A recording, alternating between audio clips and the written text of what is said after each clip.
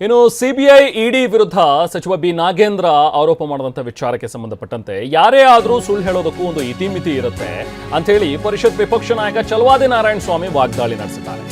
ಇಷ್ಟು ದಿನ ಏನು ಮಾಡ್ತಿದ್ರು, ಅವತ್ತೇ ಕೋರ್ಟ್ಗೆ ಯಾಕೆ ಹೋಗ್ಲಿಲ್ಲ, ಯಾಕೆ ಹೇಳಲಿಲ್ಲ ಅದನ್ನ ಅಂತ ಹೇಳಿ ಪ್ರಶ್ನೆ ಮಾಡಿದ್ರು. ಸಿಬಿಐ ಮತ್ತೆ ಇಡಿ ಒತ್ತಡ ಹಾಕ್ತಿದೆ ಅಂತ ಹೇಳಿ ಕೋರ್ಟ್ನಲ್ಲಿ ಹೇಳಬೇಕಾಗಿತ್ತಲ್ಲ. 89 ಕೋಟಿ, ಹತ್ತಿರ 89.90 ಅಂದ್ರೆ 90 ಕೋಟಿ ಅಂತ ಅಂದಿನ ಸಿಎಂ ಸಿದ್ದರಾಮಯ್ಯ ಅವರೇ ಹೇಳಿದ್ರು.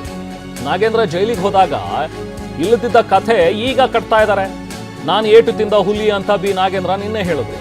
ಇದು ಏಟು ತಿಂದ ಹುಲಿ ಅಲ್ಲ, ಕದ್ದು ಸಿಕ್ಕಿದ್ದ ಇಲಿ ಅಂತ ಚಲವಾದಿ ನಾರಾಯಣ ಸ್ವಾಮಿ ಮಾತನಾಡಿದ್ದಾರೆ. ನಾವು ಪ್ರತಿನಿಧಿ ಕಿರಣ್ ಹನ್ಯಡ್ಕ ಚಲವಾದಿ ನಾರಾಯಣ ಸ್ವಾಮಿ ಅವರನ್ನ ಮಾತನಾಡಿಸಿದ್ದಾರೆ.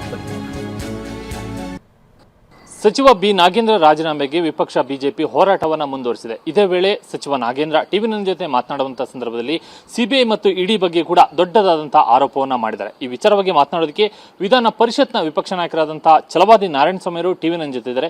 ನಾರಾಯಣಸ್ವಾಮಿ ಅವರೇ, ಸಚಿವ ನಾಗೇಂದ್ರ ಅವರ ರಾಜೀನಾಮೆಗೆ ನೀವು ದೊಡ್ಡ ಮಟ್ಟದ ಹೋರಾಟವನ್ನೇ ಹಮ್ಮಿಕೊಂಡಿದ್ರಿ. ಸದನದಲ್ಲೂ ಕೂಡ, ಸದನದ ಹೊರಗೂ ಕೂಡ ಅವ್ರ ರಾಜೀನಾಮೆಗೆ ಪಟ್ಟು ಹಿಡಿದಿದ್ರಿ. ನಿಮ್ಮ ಹೋರಾಟದ ಮಧ್ಯೆ ಸಚಿವ ನಾಗೇಂದ್ರ ಒಂದಷ್ಟು ಹೇಳಿಕೆಗಳನ್ನ ಕೊಟ್ಟಿರುವಂಥದ್ದು, ಅವರು ದೊಡ್ಡ ಆರೋಪ ಮಾಡಿರುವಂಥದ್ದು ಸಿಬಿಐ ಮತ್ತು ಇಡಿ ಬಗ್ಗೆ. ಇಡಿ ಮತ್ತು ಸಿಬಿಐ ನನ್ನ ಮೇಲೆ ದೊಡ್ಡವರ ಹೆಸರು ಹೇಳಬೇಕು ಅನ್ನುವಂಥ ಒತ್ತಾಯವನ್ನು ಮಾಡಿದ್ರು ಅನ್ನುವಂಥ ಆರೋಪವನ್ನು ಮಾಡಿದ್ದಾರೆ ಅವರು. ನೋಡಿ, ಸುಳ್ಳು ಹೇಳಲಿಕ್ಕೂ ಕೂಡ ಇತಿಮಿತಿಗಳಿರ್ತವೆ.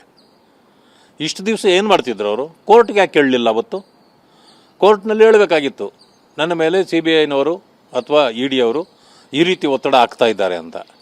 ನೋಡಿ, ಕಳ್ಳತನವನ್ನು ಕಳ್ಳ ಯಾವತ್ತೂ ಒಪ್ಕೊಂಡಿದ್ದು ಈ ದೇಶದಲ್ಲಿ ನಾವು ನೋಡಿಲ್ಲ.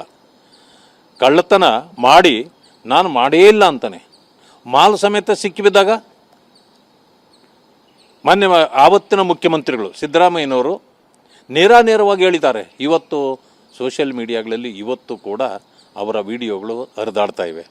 ಏನಂತಂದರೆ 187 ಕೋಟಿ ಅಲ್ಲ, 89 ಕೋಟಿ 90 ಲಕ್ಷ ರೂಪಾಯಿ ಮಾತ್ರನೇ ಈ ರೀತಿ ಕಳವಾಗಿರೋದು ಅಂತ. ಕದ್ದವ್ರು ಯಾರು?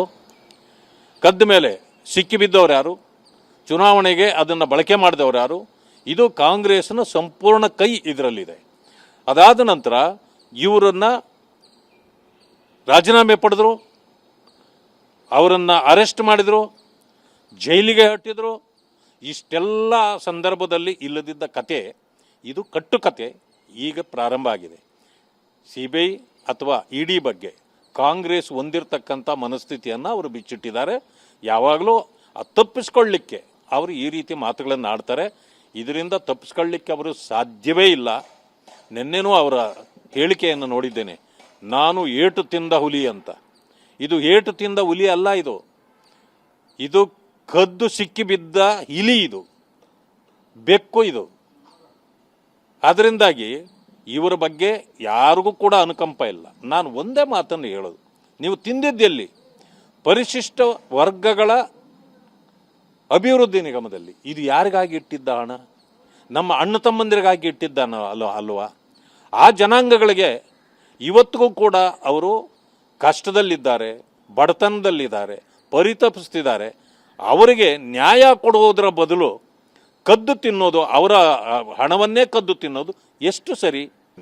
ಇದಿಷ್ಟು ವಿಧಾನ ಪರಿಷತ್ ವಿಪಕ್ಷ ನಾಯಕ ಚಲವಾದಿ ನಾರಾಯಣಸ್ವಾಮಿ ಅವರ ಮಾತುಗಳು. ಕ್ಯಾಮರಾಮನ್ ಮಹೇಂದ್ರ ಜೊತೆ ಕಿರಣ್ ಹನ್ಯಡ್ಕ, ಟಿವಿ9 ಬೆಂಗಳೂರು.